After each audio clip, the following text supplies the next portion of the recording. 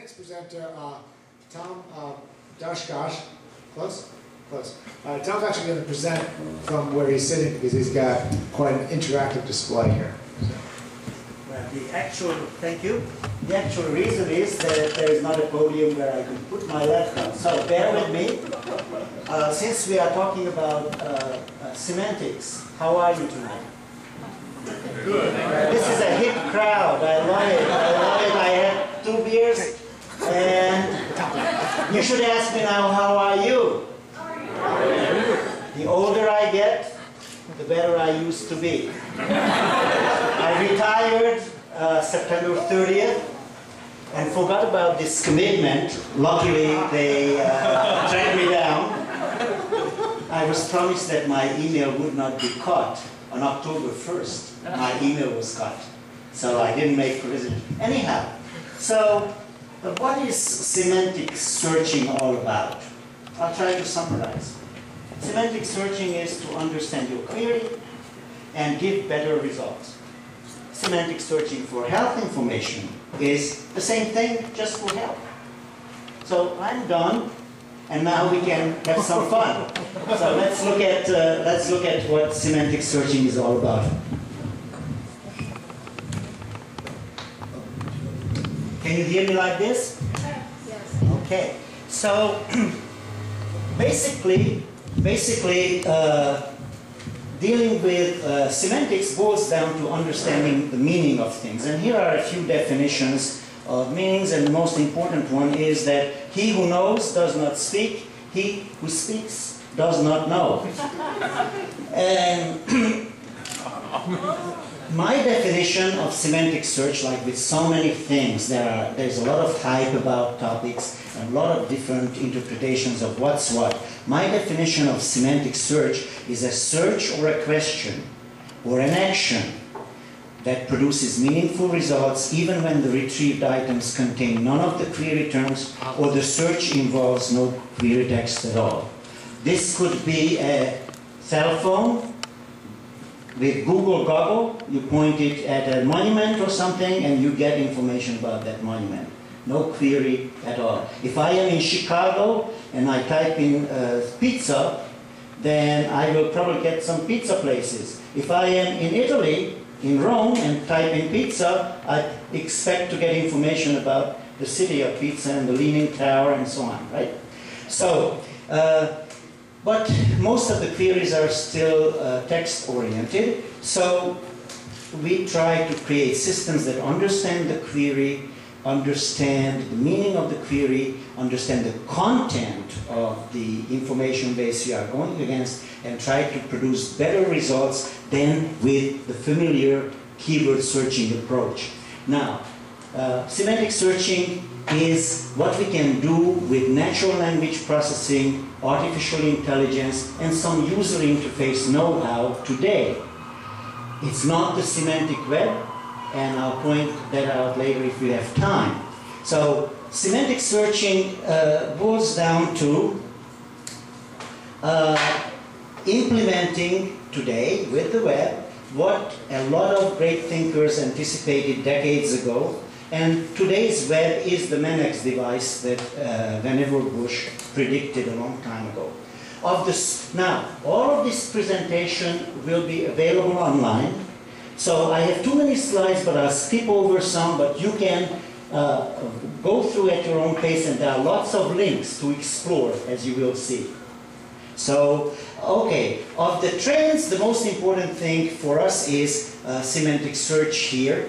And basically, semantic searching falls somewhere between Web 2.0, which is linking content and people, today's web by and large, and Web 3.0, the semantic web that links people and data and applications as well.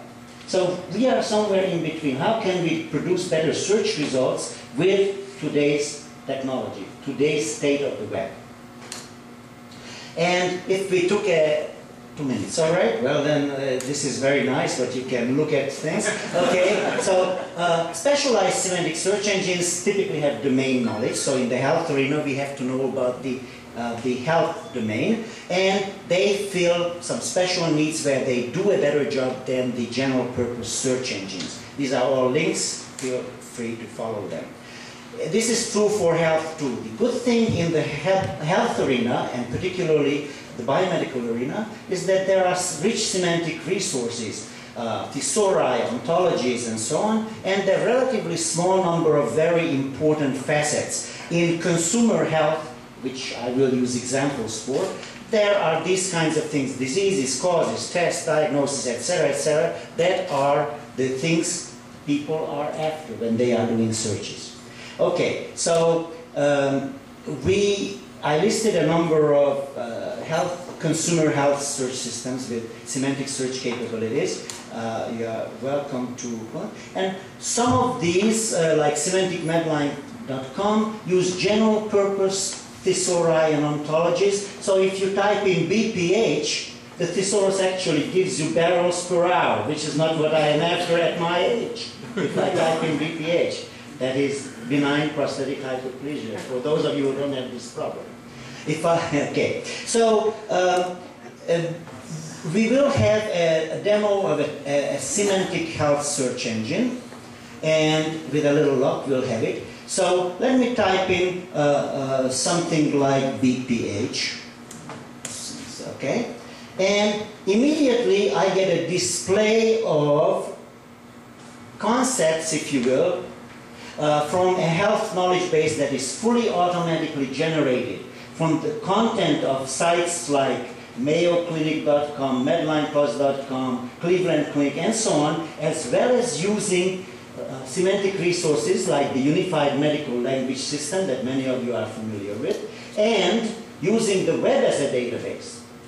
And so for this, you see that BPH knows about related concepts. Say, you can see a bunch of stuff here, knows about health concerns, knows about tests and treatments, drugs and substances, alternative medicine.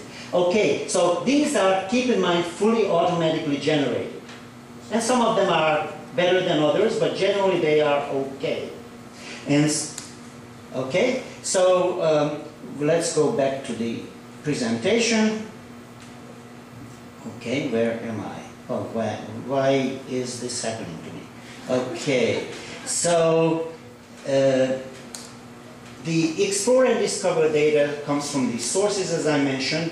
There are some tools behind the scenes that are listed here. One important one is the PolySearch Intelligent Concept Search Engine for UMLS and other ontologies that indeed gives the best potential concepts for your query and so on. And the health mesh system that we saw does these kinds of things. It combines vertical searching of trusted content sites with distributed searching of many, many websites and knowledge sources like UMLS and so on. And the same system is what you find at the NIH library. When you type in a query, you get a display. Now, the NIH library serves a large community that is not interested in consumer health primarily. So this is not as helpful.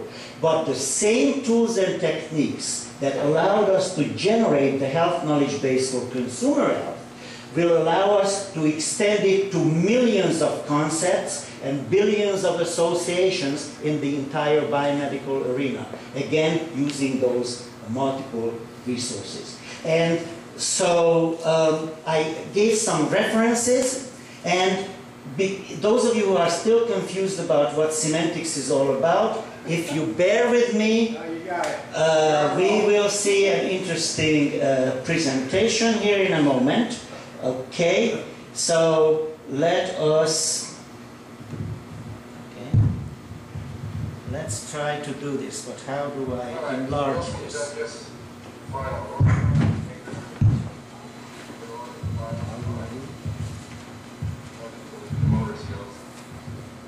Oh wait, I have to adjust the sound.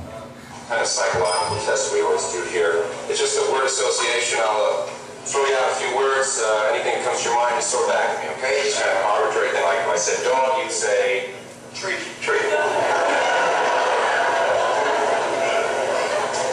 Dog. Tree. Fast. Slow.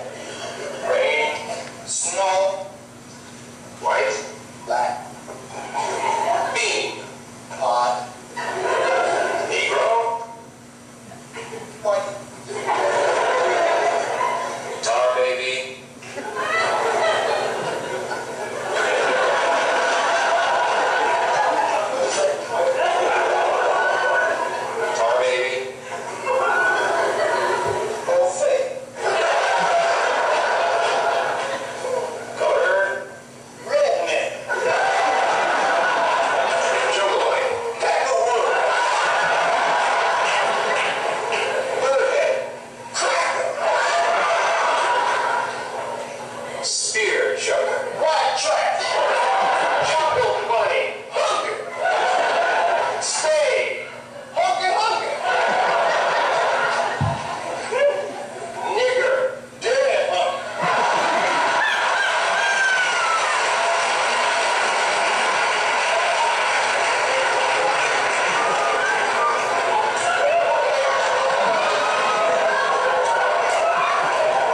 I think you're qualified for this job. How about a starting salary of $5,000? Your mama. 7,500 a year. Your grandma. $15,000, Mr. Wilson. You'll be the highest paid janitor in America. Just don't hurt me, please. Okay. Okay. Want me to start now? Oh, no, it's all right. I'll clean all this up. But take a couple of weeks off. You look tired.